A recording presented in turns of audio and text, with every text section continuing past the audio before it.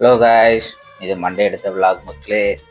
கடைக்கு தேவையான கொஞ்சம் திங்ஸ்லாம் வாங்க வேண்டியது இருந்துச்சு. சரி, காலையில் குளிச்சு கிளம்பி அப்படியே உட்காந்து ஒவ்வொரு லிஸ்ட் அவுட்டாக போட்டுட்ருக்குறேன். எவ்வளோ சேலு, நம்மளுக்கு எவ்வளோ செலவாகுதுன்னு எல்லாமே லிஸ்ட்டு போடுவேன்.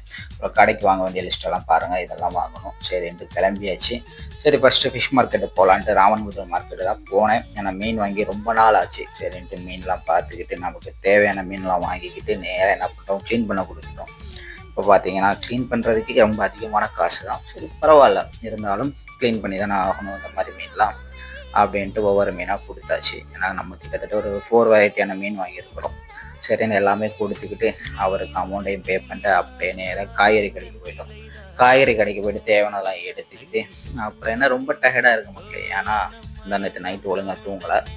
சரி சொல்லிட்டு வீட்டுக்கு வந்தாச்சு. வீட்டுக்கு வந்துட்டு நம்ம செல்லக்குட்டிக்கு ஃபிஷ் எல்லாம் கொடுத்துக்கிட்டு ஹோட்டலில் ஆர்டரை போட்டு சாப்பிட ஆரம்பித்தாச்சு. ஏன்னா இனி சமைச்சி சாப்பிட்றது வேலைக்கு ஆகாதுன்னு சொல்லிட்டு சாப்பிட்டுட்டோம். சாப்பிட்டு இருக்கும்போது வழக்கம் போல் தான் எப்போ மாதிரியே ஒரு ஆர்டர் வந்துச்சு. ஒன்றும் இல்லை, ரொம்ப பெரிய ஆர்டர்லாம் இல்லை. சிக்கன் மையும் ஒரு நூடுல்ஸு அதையும் அவங்களுக்கு தரமாக ரெடி பண்ணி கொடுத்துக்கிட்டு அதே டெலிவரி பாய்கிட்ட கொடுத்துட்டு அப்படியே டயரில் உட்காந்துருந்தேன். நம்ம ஜாசம்மா நமக்கு ஒரு கொய்யாக்காவை வெட்டி கொடுத்து சாப்பிடு அப்படின்னு சொல்லிட்டு கொடுத்துட்டு அவள் வேலையை பார்க்க ஆரம்பிச்சிட்டா. இவ்வளோ பாருங்கள் மேடம். என்ன தூக்கமா? என்னாச்சு, வீட்டுக்குள்ளேயே இருக்கீங்க? அப்புறம் வழக்கம் போல் ஆர்டர்ஸ்லாம் வர ஆரம்பிச்சு மக்களே. இன்றைக்கி கொஞ்சம் ஒரு பல்க் ஆர்டரு. ஸோ அதுக்கு எல்லாமே ரெடி பண்ணி கொடுத்துட்டு லாஸ்ட்டு கிச்சனை பார்த்தீங்களா கேவலப்படுத்தி வச்சிட்டேன். எல்லாமே ஜாஸ் இருந்து மெதுவாக பொறுமையாக எல்லாமே க்ளீன் பண்ணி கொடுத்துருவா.